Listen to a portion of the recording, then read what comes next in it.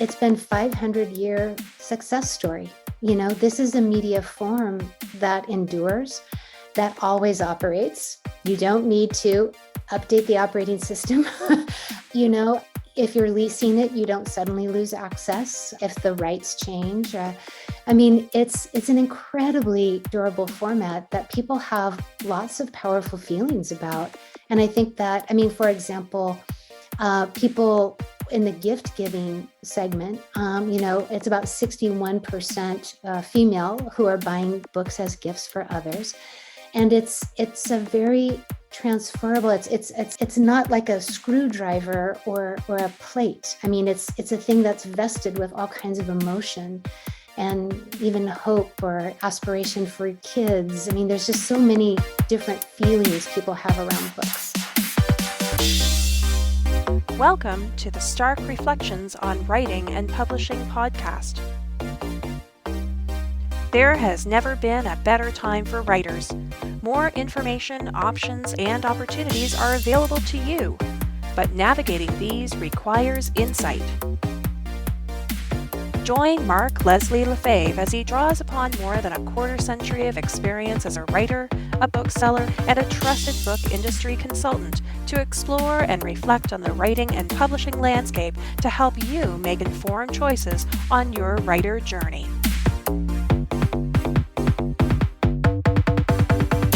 Hello, Reflectives, and welcome to episode 191 of the Stark Reflections podcast. This is your host, Mark Leslie Lefebvre. In this episode, I have a fascinating and exciting discussion with Dr. Rachel Noorda and Dr. Kathi Inman Berens from the Panorama Project's Immersive Media in Books 2020 Consumer Survey. Dr. Rachel Noorda is Director of Publishing and Assistant Professor of English at Portland State University, and Dr. Kathi Inman Berens is Associate Professor of English at Portland State University. The Panorama Project advocates for purposeful cross-industry collaboration and transparency to more accurately evaluate and measure the role public libraries play in the book business. The Panorama Project convened a cross-publishing industry consumer research committee to spearhead its Immersive Media and Books 2020 survey. The survey, conducted in partnership with Portland State University, was designed to measure consumers' engagement with immersive media relative to books, as well as their buying behaviors across multiple platforms and formats. The primary goal of this research was to establish books' place in the broader media ecosystem and broaden understanding of how consumers engage with books, where and how they discover books, and the implications for publishers, authors, libraries, and booksellers. Now, I first came across Dr. Noorda and Dr. Berens in a March online webinar that was hosted via the good folks at Overdrive, and I was in book nerd heaven listening to them talk with Daniel, who also is part of the Panorama Project, and I nerded out. I love the data. I thought it was fascinating. I'm still not done digging into the data because there's so much. And we barely scratched the surface in this conversation, but I wanted this conversation to go on for hours, and I know they had a timeline because they were doing lots of different appearances, so I didn't want to keep them too long. So I only got them up for about 45 minutes, but it was a fascinating discussion, and I know you're going to love it. And that's coming up later in this episode. But now, let's hear a word from this episode's sponsor. This episode is sponsored by Findaway Voices. If you are looking for ways to get your audiobooks out into the global market, look no further than Findaway Voices. If you have an audiobook already professionally produced and ready to go, you can use Findaway Voices to distribute to more than 40 retail and library platforms where you set the price. You have all kinds of control as well as promotional opportunities. And if you're looking for a professional narrator, look no further than Findaway Voices. You basically put your project in, you fill out what's like an RFP, and Findaway Voices will use one of their internal staff members to find from among the thousands of voice talents around the world, 5 to 10 different voices that may be suitable for your project. Now, the very first project that I worked on with Findaway Voices, I was lucky enough for one of them to recommend Eric Brian Moore. And I listened to his voice along with others, went with his voice, and oh my goodness, that has been a great experience for me as an author because Eric Brian Moore had a following. I actually got new fans to read my Twilight Zone style fiction, even ended up having a book club take 2 of my books because they didn't know who I was. They had no clue who I was. They didn't even read my Twilight Zone style fiction, but they were huge fans of Eric Brian Moore. And that's one of the benefits of working with a narrator and having audiobooks out is it's a new way for people to discover you based on your collaboration and partnership. Now, I've since hired Eric for other projects, and I have him hired for future projects. So there's a bit of a waiting list for me to get some of his time. But one of the cool things that happened is he started a new podcast called Project Pulp. And he is going to be reading on this podcast. It's got about 6 or 7 episodes out now. He is reading stories, short stories. And it's just basically as a way to get his name out there as a narrator and to work with different authors. And so what he'll do is he'll read your story if he selects it, and then he gives you the file. So not only do I have this great story that I'm going to talk about in a second, but I'm going to be hiring him to do some other stories for me where I can just combine this file into it. And then I have yet another short story collection audiobook, including his voice. Now, the cool thing about this story that he reads, Spirits, is this was a story that I had originally published in ebook format in the early days, the dark ages of publishing. It was a story about 6,000 words that I loved. I thought it was a great story. It had elements of horror, it had elements of romance, and it had sort of literary elements too. So it was kind of like a cross-genre story. I couldn't sell it to a horror market because they didn't really like the romance and it wasn't scary enough for them. I couldn't sell it to a romance market because it was not that didn't have enough of the romance in it, and I couldn't sell it to a literary market because it kind of had this ghosty effect and they weren't fond of the romance. So I got the best rejections ever from publishers, and I was at a point in my life where I would not sell a story for less than 5 or 6 cents a word, which is professional rights for a story. So I had run out of markets to send it to. So I decided, what the heck, I've spent hundreds of dollars in self-addressed stamped envelopes and all the things you used to do back in the day. I've already spent hundreds of dollars on this story, mailing it out to different markets. I'm just going to self-publish it and sell it for 99 cents and see what happens. And I have since earned off of that short story well more than the $250 that I would have expected to receive from it. So that was a really great experience. And I'm so thrilled because when Brian reads the story, he brings new life to it. And yeah, I know it's my story, so I'm a little bit biased, but I was listening to it the other day and thought, wow, that's not a bad story, because hearing it in his voice just gives you something. So what I'm going to do, instead of that sounder that you normally get at the end of my ad read, I'm gonna use the sounder of Eric's teaser for Spirits, just so you can get a little bit of a feel for his voice. And this is the kind of professional voice talent you can find through Findaway Voices. So if you're looking for how to leverage audiobooks as an author, look no further than Findaway Voices, and you can find them over at starkreflections.ca/Findaway. Rob and Sally are having a relationship crisis and need some quality time alone together. Where better to do that than the old abandoned Phoenix movie theater? Things don't go as planned. What should have been a wonderfully romantic night will end up changing the course of their lives forever. Coming this Monday on the Pocket Pulp Podcast, Spirits by Mark Leslie. And now for comments from recent episodes. Edwin Downward Author said, at Mark Leslie, in response to episode 191, where I had James Fell, the sweary historian, talk about his latest book on this day in history, shit went down. I had cautioned listeners at the beginning that there were going to be a lot of adult language words in this podcast, and I wasn't going to be able to edit them out and bleep them like I normally would do.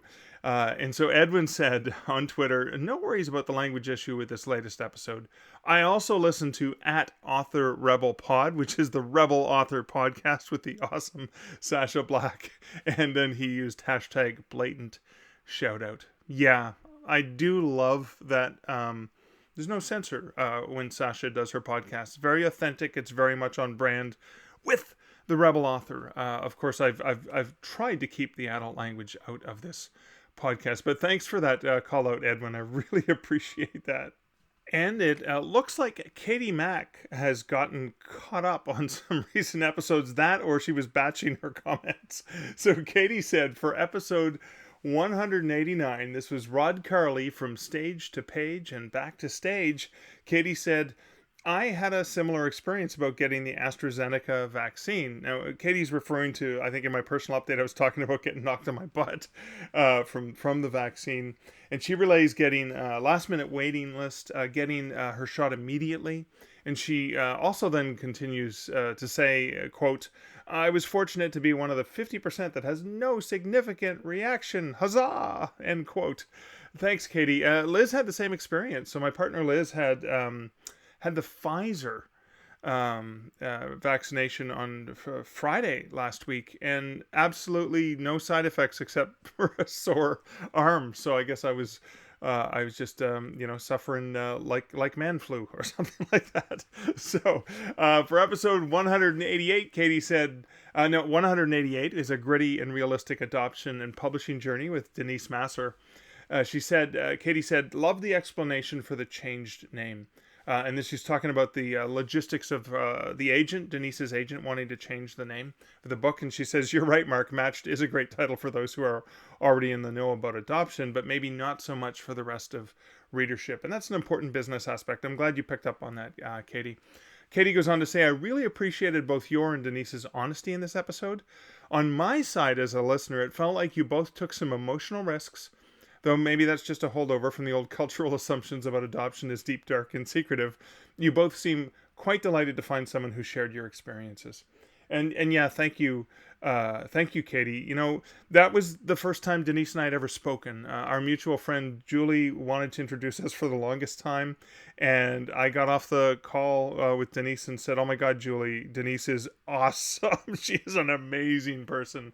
I just love chatting with her." And yeah, and we did. We did share a lot of really emotional stuff, and I like when I can do that with my guests. I really like that frankness, that authenticity, and I'm glad that resonated with you, Katie. So thanks for letting me know about that one. And the last comment from Katie from episode 187. Now, this was Business-Minded Creative Marketing with Diana Wink. Katie said, I agree about being inspired by almost every podcast, though they're the ones I listen to rather than create. Podcasts are a wonderful way to learn the business of writing, though sometimes it feels like being hit with a tsunami of information. Oh yeah, that is so true. She goes on to say, in this one, I found Diana Wink's advice to consider marketing as an act of storytelling really liberating. Thanks so much to you both for presenting that possibility to us all. And thank you, Katie. I still love that with Diana's approach, because it was like my mind exploded. It was like, oh my God, you're right. All marketing is a form of storytelling, and that's what we are. We're storytellers. So it was just I'm still processing that. I know it's been weeks since I've interviewed her, and I am reading one of her books on that, and she's kind of reiterating that in really solid ways in her book, and I'm actually listening to her do that. So that was great. So thank you, Katie, for those comments. And thank you, Edwin. If you want to leave your own comments, your own thoughts, your own Stark Reflections, you can feel free to go ahead and do that for any episode of the podcast over at starkreflections.ca or at me on Twitter. I'm at Mark Leslie.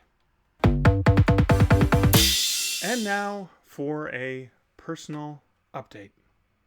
I am thrilled to be part of the Right Stuff Story Bundle, which is curated by Christine Catherine Rush, and it went live in May, and it's only going to be available till May 25th, 2021. In this, you pay what you want. So for $5 or more, if you're feeling generous, you get the basic bundle of 4 books in any ebook format worldwide. This is the 30-Day Novel and Beyond by Stefan Mears, Cash Flow for Creators, Michael W. Lucas, Write a Conference Proposal by Johanna Rothman, and Your Author Business Plan by Joanna Penn. If you pay at least the bonus price of $15, you get all 4 of those books plus 5 more books and a video lecture. You get the WMG Publishing Presents Dealing with Toxic People by Dean Wesley Smith. You get tips about the film TV industry for novelists by Christine Catherine Rush. Great read too. How to Write a Novel in Half a Month by Dean Wesley Smith, A Writer's Introduction to Social Media Marketing by Tanya D. Price, Crowdfunding Your Fiction by Lauren L. Coleman, and my own, An Author's Guide to Working with Libraries in Bookstore. And you can check that out over at storybundle.com/writing, or if you just go to storybundle.com, if it's still up there, there's only 2 active story bundles right now. Definitely worth checking out. I'm still working on my NaNoWriMo, where I'm trying to write 600 words a day for the next book in my Canadian Werewolf series, which is Fright Night's Big City. And I've only missed one day so far. That was actually this morning, which is Thursday, May 13th, as I write this. I had an early morning client to deal with. There was garbage to put out, and Liz decided she wanted to bicycle to school, so I had to wake her up earlier, and that kind of conflicted with my preset schedule of when I try to get the writing done before she gets up, and then I get distracted because I'm easily distracted. I need to be heads down writing, so I did miss that today, and I'll have to restructure my writing schedule to accommodate the new changes and when she's like taking the bike into work. So I'm still 9,000 words in.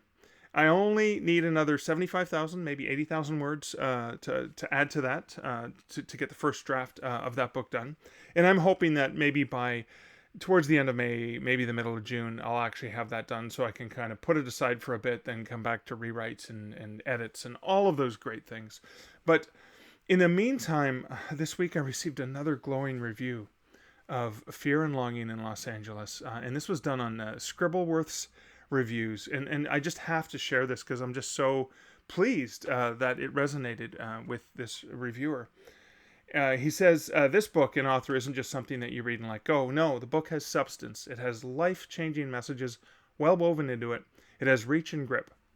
The author calls into question many topics of dire need of discussion that people avoid, such as sexism, emotional traumas, appreciation of others' deeds, authenticity, and even homelessness, and the social constructs that reinforce them in America. It alerts people on the danger lurking in the American society as a whole, also in very specific topics of great current concern. It talks about white supremacy, the hatred that is promoted by white people in the country, driven by delusional beliefs, cults, and the apathy of general society towards such matters in a way that blends perfectly with the story and gives even more weight to the whole book. There is an urgent need for messages like this to come across readers' eyes in order to educate and make people realize that inclusion is one of society's pillars, and in particular for white Americans, that America isn't white people's property, or that color doesn't make somebody inherently superior. The book calls upon humanity while werewolfing, and it's beautiful. So again, you always have imposter syndrome when you put out a new book, and because this book wasn't the way I had originally planned it, I am still feeling like, oh, did I do justice to what I wanted to share? And when I read a review like that, it helps remove a little bit of that imposter syndrome to know that it actually resonated with a reader. So again, my apologies for being so self-indulgent. I'm just making up words here, apparently.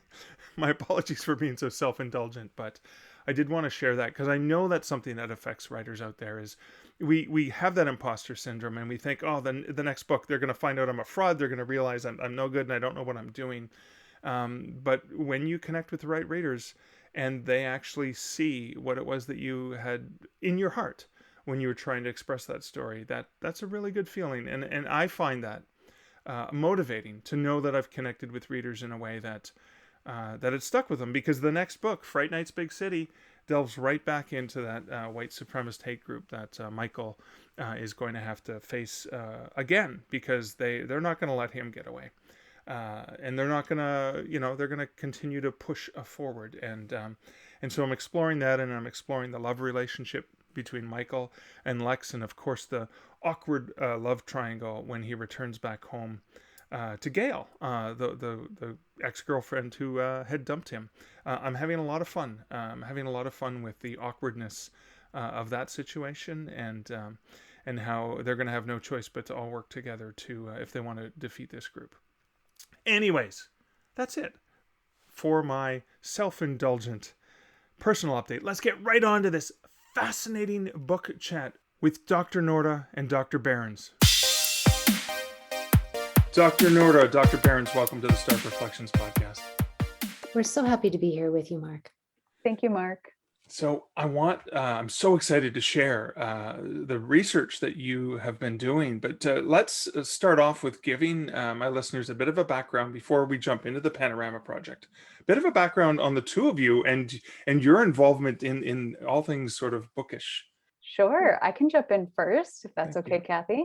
Yeah. So I have been at Portland State University directing the book publishing program for the last 4 years. And Portland State is very unique in that way. There aren't that many book publishing programs, master's programs, especially in the US, but even worldwide. And so we're really lucky to be working at one of the few. And one of the unique things about the program too is that there's a student-run press that all of the students work in. It's called Hooligan Press, and publishes 4 trade books a year in fiction and nonfiction across various genres. So it really gives that experiential learning, hands-on experience. So that's where I ended up. But I am originally from Utah and from Western US, but more from the desert rather than the rain. And did my master's and PhD work at the University of Stirling in Scotland. That's where I started into the academic world of publishing studies. Oh, wow. Cool. Thank you. And Dr. Berens, how about you? Yeah, I came to Portland State in 2015. I was coming out of a Fulbright. I was the US Fulbright Scholar of Digital Culture in Norway. And prior to that, I taught at the University of Southern California.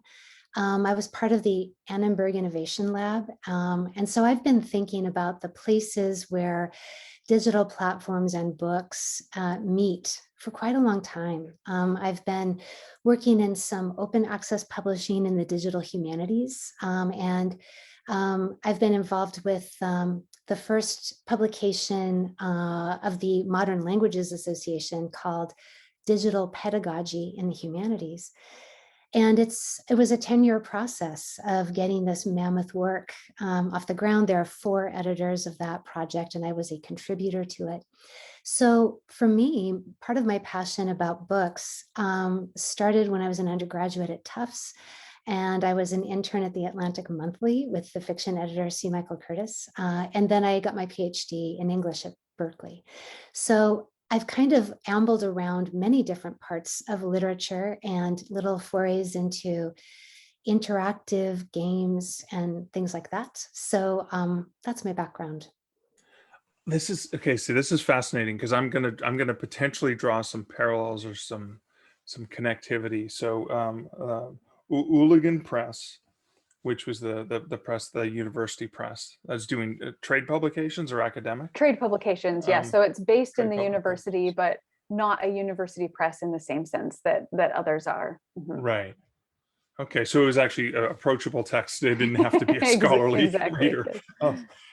And then I know I'm curious about the open access publications because it almost sounds like there was this natural convergence of these two experiences that may have helped funnel you into the Panorama project. Am I on the right track here?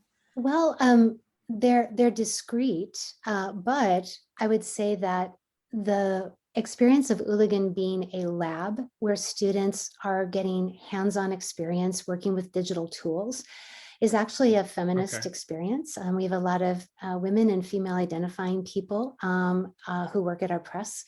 And, digital humanities is typically associated with our ones that have a lot of external funding to support that research.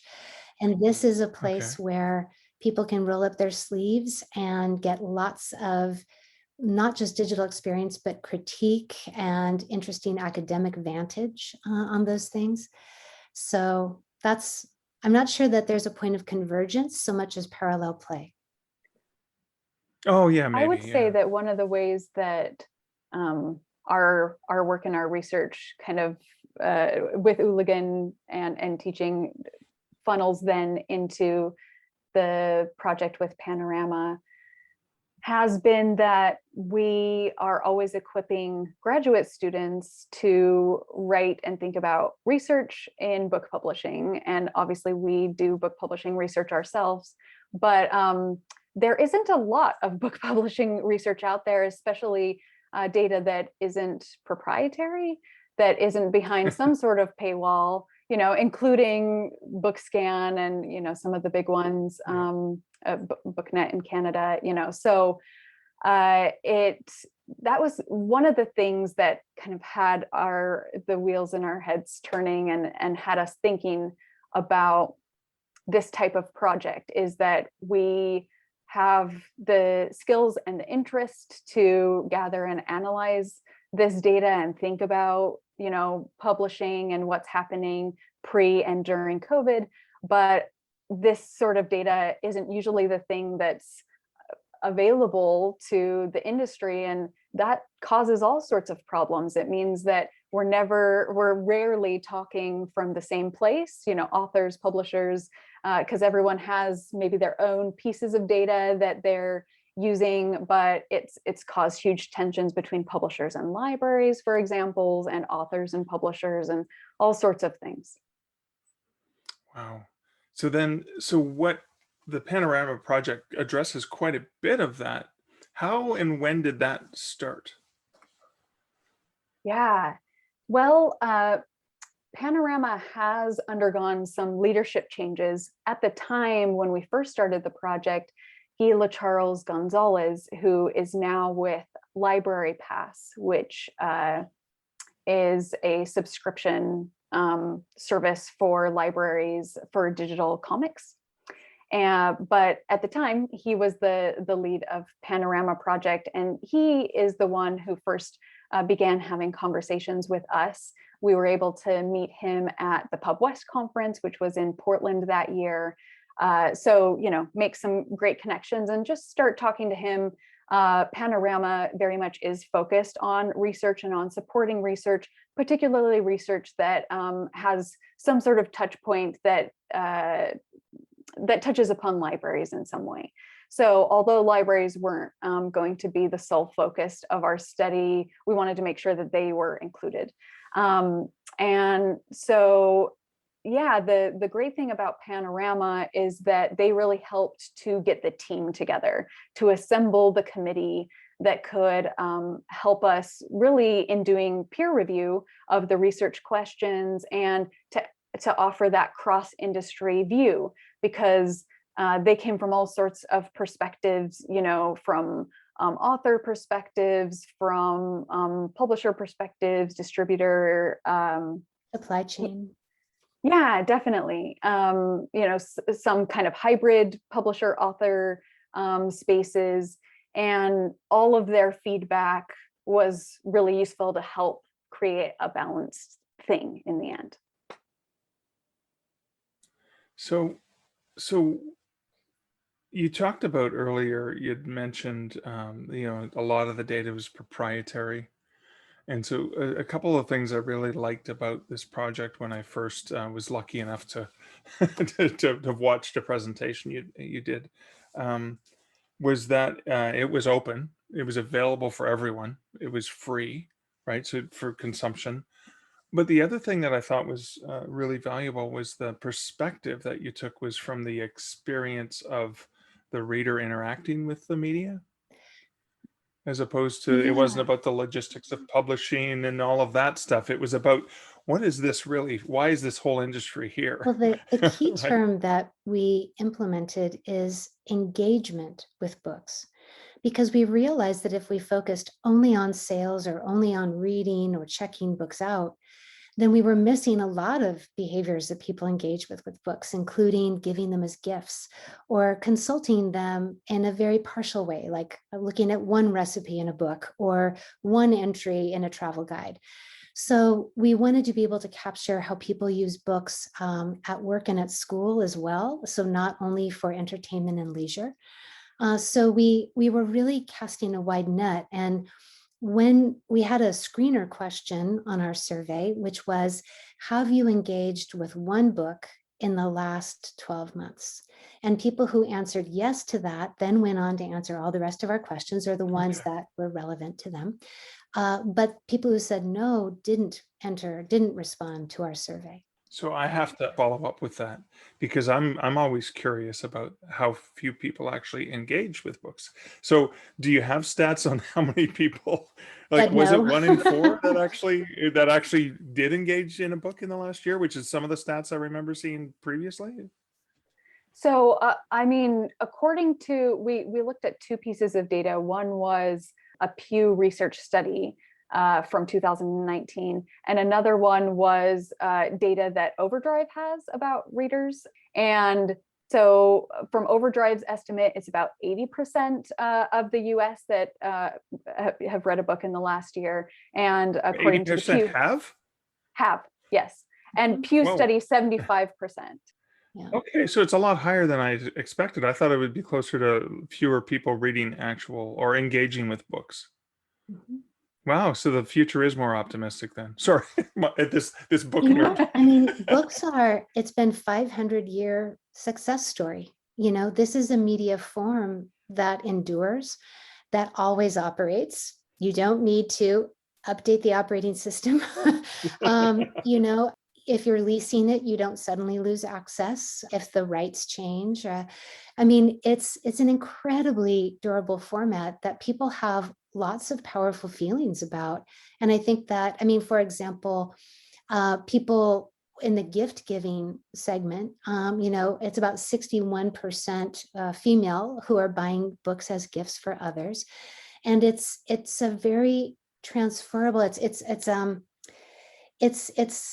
it's not like a screwdriver or a plate. I mean, it's a thing that's vested with all kinds of emotion and even hope or aspiration for kids. I mean, there's just so many different feelings people have around books, which is one reason why people buy books in multiple formats. That if they really love a book, they sometimes get that hardback too, and then maybe they want to listen to it on audio while they're doing their chores. So people can get very passionate about books. And then if you take a wider approach to engagement that doesn't just include reading from cover to cover, then that opens, you know, it wide up, because surely there are even more people in the US who have, say, consulted a cookbook, you know, which is a book, and engagement with a book. So, you know, it's a very wide sort of net, that engagement that we were throwing there. Oh, I love that. So I'm curious to dig into some of the engagements that you discovered, and I'd love to start with, were there any particular engagements that you uncovered in your research that were a little bit surprising? Yes. Many. Yes, yes. I think one of the big headlines is that Black and Latinx millennials are avid book consumers. They are proportionally there's a much larger portion of non-white people in the millennial age demographic than is in the Gen X or baby boomer demographic. So for example, in our general survey population was around, was it like 69% or 64% white, but only 39% of millennials were white. And then for Black, Latinx, and Asian American, the proportions of those millennials was double the general survey population. So that was a big finding, that not only are there many Black and Latinx book consumers in particular, but that they are keenly avid book readers and book engagers. And so people would do well to address those markets directly. Awesome. Awesome. Yeah, we also saw that people are not necessarily discovering a book in the same place that they're buying a book. So, you know, we asked questions about if you have ever bought a book on, or if you have in the last 12 months bought a book online that you first found in a bookstore, or vice versa. Right. Bought a book in a bookstore that you first found online. And same thing with discovering books in libraries, and then that leading to purchasing either online or in a bookstore.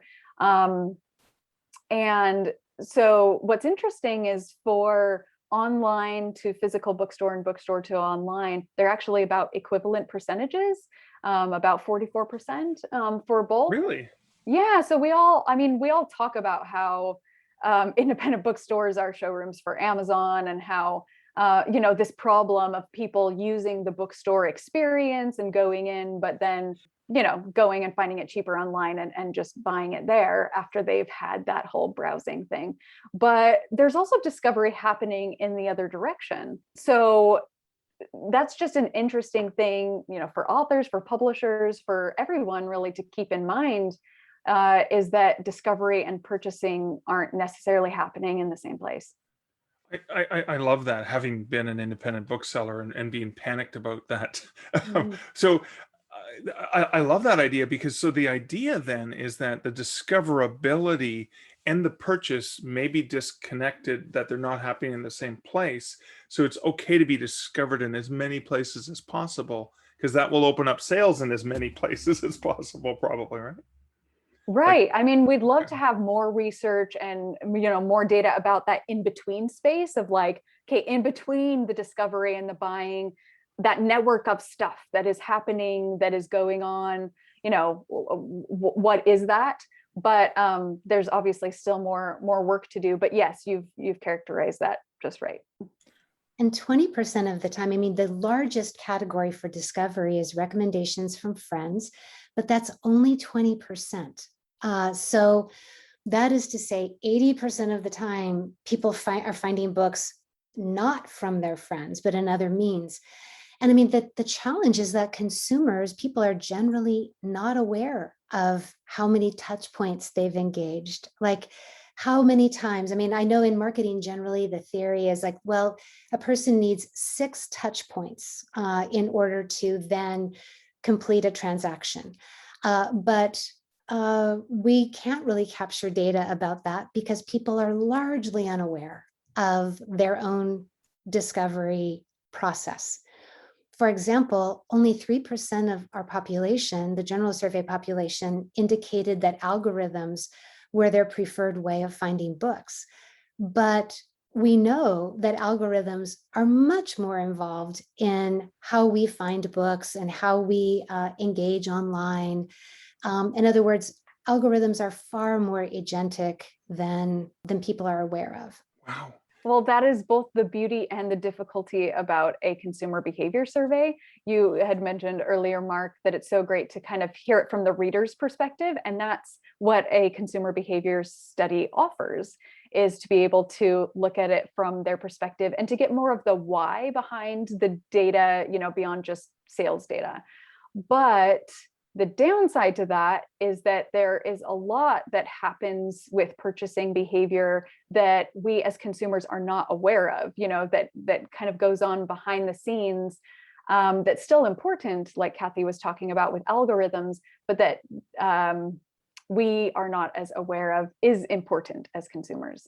Yeah, that's always a tricky thing. I know. So when authors are doing marketing, for example, they go back to that 6 or 7 touch points, but you can't measure that. Oh, this is the 5th time someone saw something, because how do you measure, and I know there were studies when I worked at Kobo where you could see where people's eyeballs were going on a Right. screen, but Right. how do you know that they actually saw the ad or saw the book cover? It's usually like the book cover is the billboard for your book kind of For thing. sure. Well, I mean, and that's where certain genre have advantages, such as YA, sci-fi fantasy, romance. Those genre all have active fan communities online where some of those touch points are just more visible because they're published. They're published on TikTok, they're published in Twitter, Instagram. And Right. those communities create enthusiasm, and that enthusiasm can lead to purchase and further advocacy even beyond point of purchase. So David Edelman is a well-known marketer who taught at Harvard for a while, and he's the CEO of Aetna. And he conceived of how online marketing and social environments is different from old school broadcast, that wonderful marketing funnel where something's in consideration set and finally it comes down to point of sale. Well, Edelman was the one who invented the concept of the loyalty loop, which is when a point of sale happens, a really passionate advocate will go right back into that online community and talk about their use of that product, or talk about why they love that author, or talk about what a cool event they attended. And that's where publishers have advantages. That's where self-pub authors can really find traction by fishing where the fish are. Go jump in and find those readers who like what you like. And as you know, Mark, because you've done some cool work on this, getting folks to just find you and open your files and pay attention to your work, that's the challenge for any author.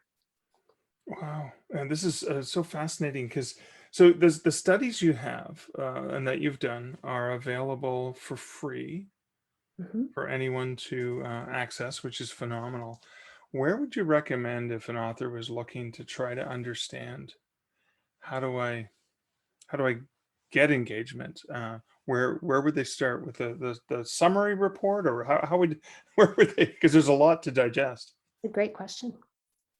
The executive summary is a great place to start, but we actually did break because it is a long report, 75 pages, we did break it down by stakeholder. So there's a section for publishers, section for libraries. There is a section for authors, place that we would suggest that people jump to because it has suggestions and data that are most relevant to authors as you're thinking about these things. And that kind of leads to a question that I had about author brand, because I think that was one of the important things that you uncovered in your research, was just how critical that author brand was. Mm-hmm. Yeah, well, we saw that when we were looking at some of the data points, such as the top choices, for example, for how people prefer to discover new books, the number 2 choice was favorite author. So after recommendations from friends, favorite author is the next one. Wow. We also asked a question about the most important factor in their purchasing decision. So not just in discovering a book, but what makes you actually buy it. And genre was the first at almost 40%, but author was the second at about 23%. So we just kept seeing these reoccurring themes. Similarly, in-person author events was one of the top categories for where to find books, which was a very interesting piece given this was all happening and being collected during COVID. Yeah. But we did ask people for some of these questions about their general preferences. And so one of the things we're really excited to look at is longitudinal data. We're anticipating doing this, collecting data on an annual basis. So having an annual report, and that means annual data to compare, which means we'll be able to sort out which of this is COVID specific and which of this is just, how things are.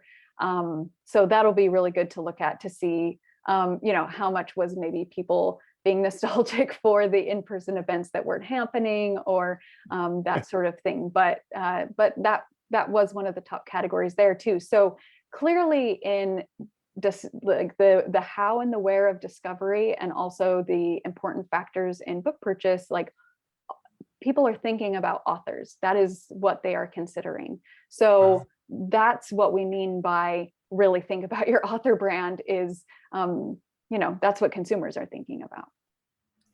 And I think we're at a completely fascinating inflection point, because for the last 15 months, people have attended virtual author events. And on the one hand, I think people miss that physical proximity. They miss having their book actually signed right in front of them and handed to them. All of the kind of synergies that happen when we are co-present.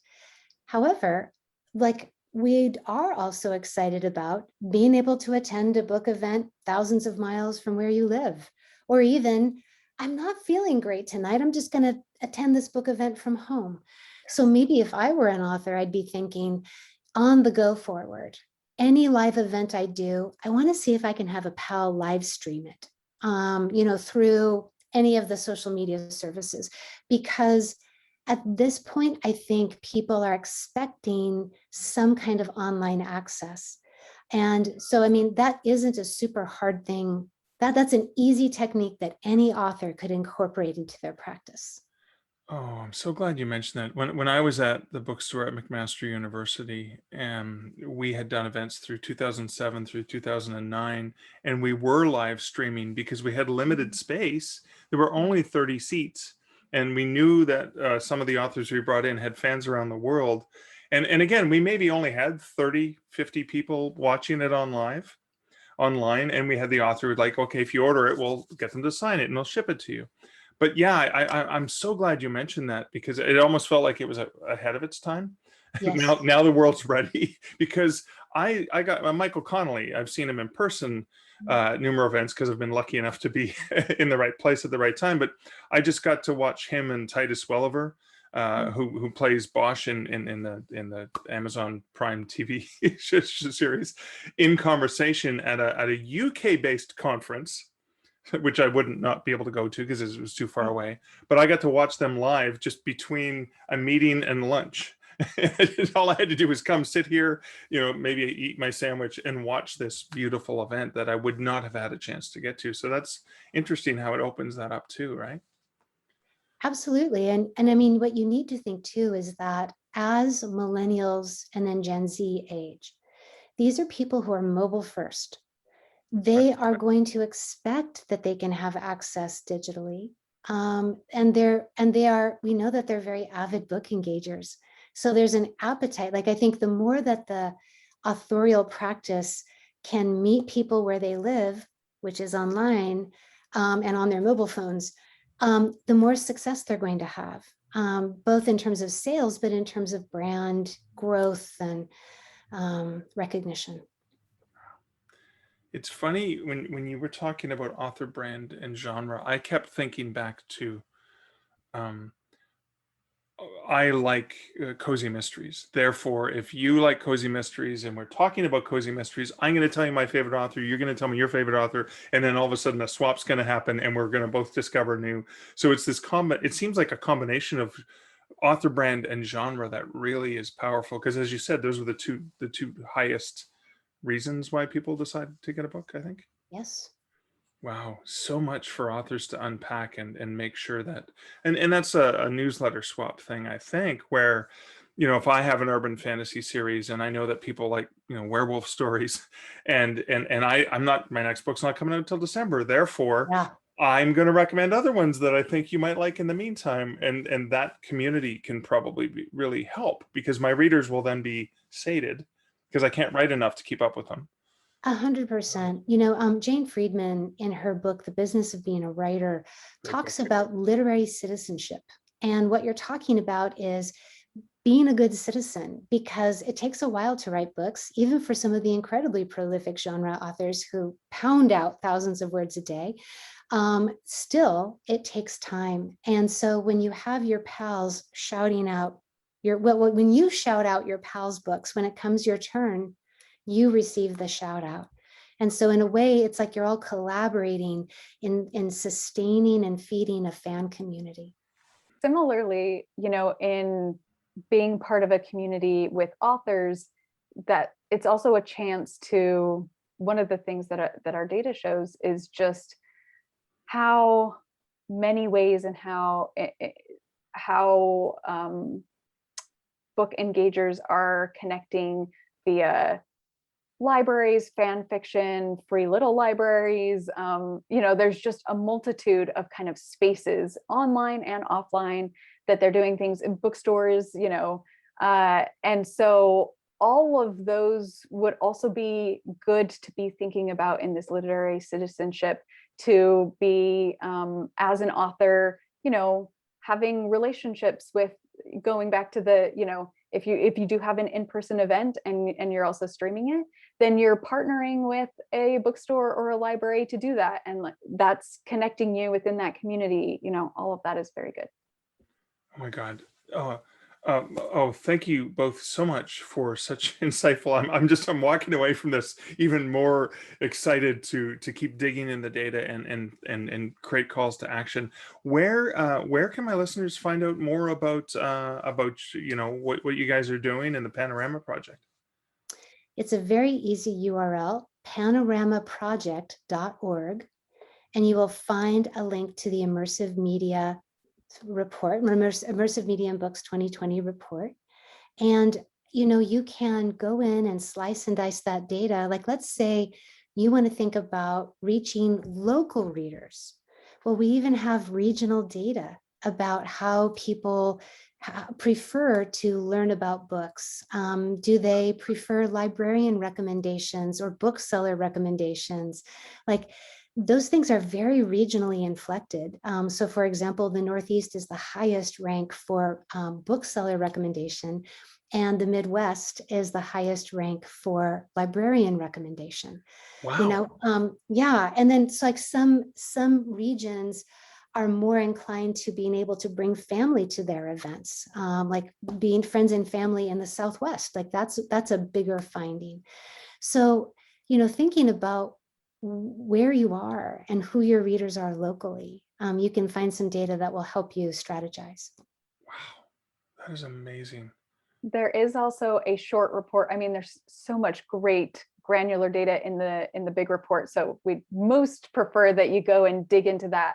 But if you want just a quick overview of some of the main points, there is a short version of the report that's only 5 pages and has a cool infographic and things like that, and has some of the points that we've talked about. So regardless of how much time you have to spend on the report, there's going to be something for you.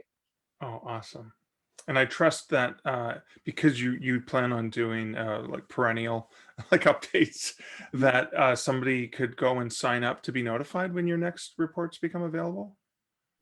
Yeah, I believe that when you go to the Panorama website, you have the option to leave your email address so you can receive notifications. Awesome. Thank you again so much. This was such a fascinating conversation. Mark, thank you for having us. What a pleasure to talk with you and think with you. It was great to be here. Thanks, Mark.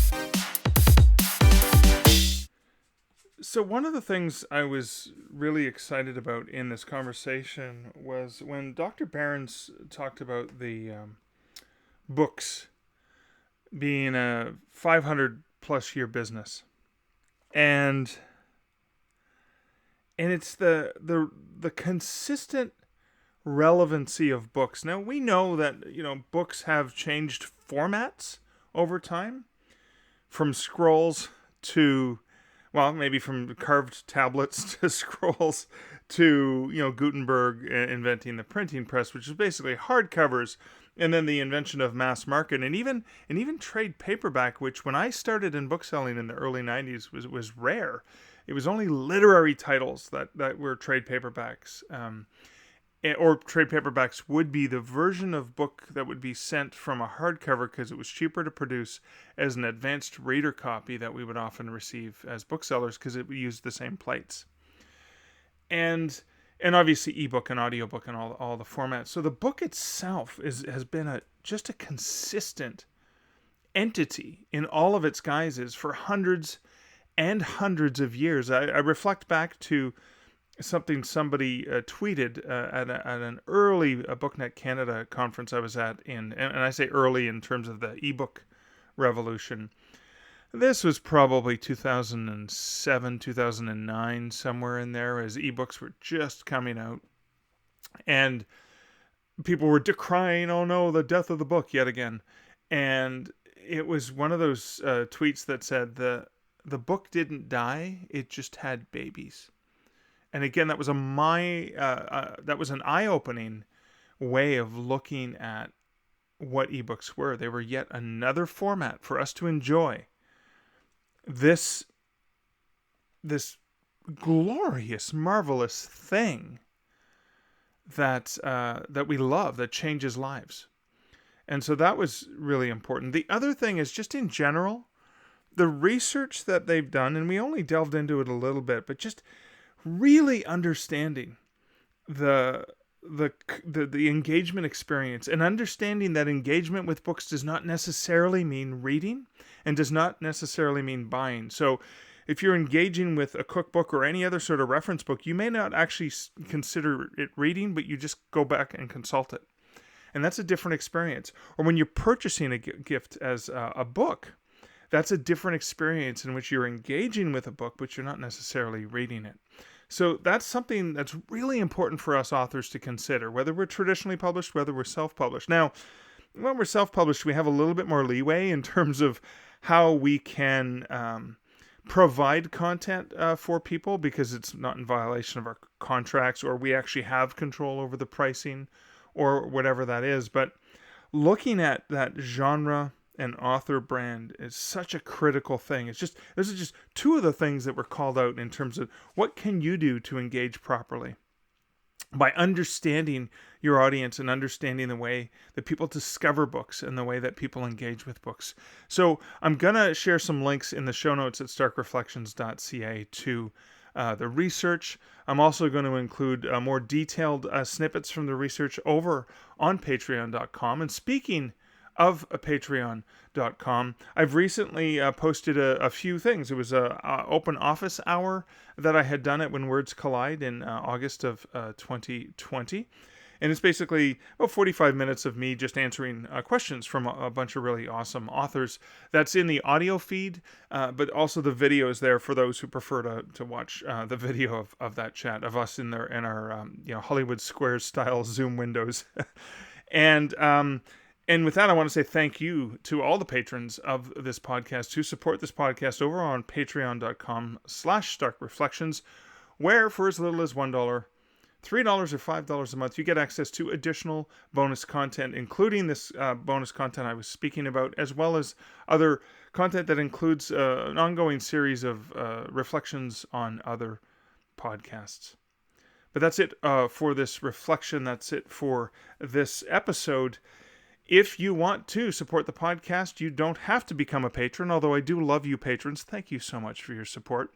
I appreciate you listening to this podcast. Thank you. By listening to this podcast, you are supporting it because that helps me.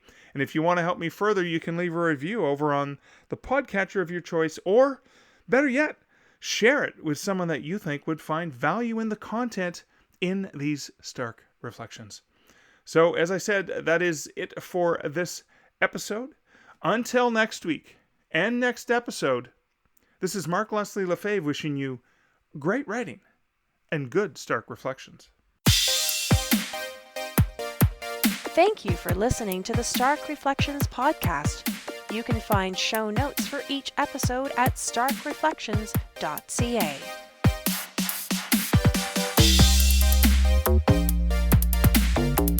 The music for this podcast, Laser Groove, was composed and produced by Kevin MacLeod. Check out more of Kevin's great music at incomptech.com.